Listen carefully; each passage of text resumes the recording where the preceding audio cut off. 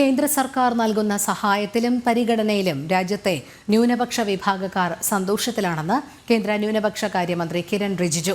ന്യൂനപക്ഷ സമൂഹത്തെ അത്രയധികം പരിഗണിക്കുന്ന ഒരു സർക്കാരാണ് കേന്ദ്രത്തിലുള്ളതെന്നും കേന്ദ്രമന്ത്രി തിരുവനന്തപുരത്ത് പറഞ്ഞു. പ്രധാനമന്ത്രി ജൻ വികാസ് കാര്യക്രമത്തിന്റെ ദക്ഷിണ മേഖലയിലെ സംസ്ഥാനങ്ങളിലും കേന്ദ്രഭരണ പ്രദേശങ്ങളിലും നടക്കുന്ന പ്രാദേശിക അവലോകന യോഗത്തിലും പരിശീലന ശില്പശാലയിലും സംസാരിക്കുകയായിരുന്നു കേന്ദ്രമന്ത്രി. പ്രധാനമന്ത്രി ജൻ വികാസ് കാര്യക്രമിന്റെ ദക്ഷിണ മേഖലയിലെ സംസ്ഥാനങ്ങളിലും കേന്ദ്രഭരണ പ്രദേശങ്ങളിലും പ്രാദേശിക അവലോകന യോഗങ്ങളും പരിശീലന ശില്പശാലകളും നടക്കുകയാണ്.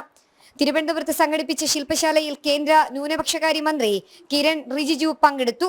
കേന്ദ്ര സർക്കാർ നൽകുന്ന സഹായത്തിലും പരിഗണനയിലും രാജ്യത്തെ ന്യൂനപക്ഷ വിഭാഗക്കാർ സന്തോഷത്തിലാണെന്ന് കേന്ദ്രമന്ത്രി കിരൺ റിജിജു പറഞ്ഞു.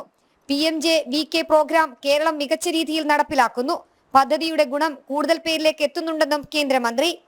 जो मेजॉरिटी को मिलता है, जो हिंदू को मिलता है, वो माइनॉरिटी लोगों को मिलता है. Some people keep spreading the message that there are discriminations against the minority communities, which is totally false.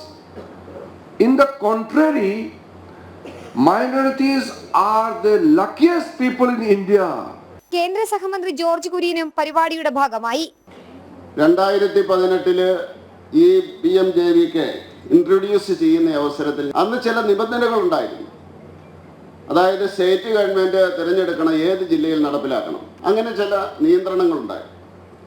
ആ ജില്ലയിൽ 15% ന്യൂനപക്ഷക്കാരുണ്ടായിരിക്കണം, 25%. 2002-2023 ആ നിബന്ധനകളെല്ലാം എടുത്തു കളഞ്ഞു.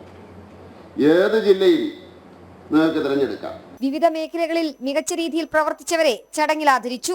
ജനം, തിരുവനന്തപുരം.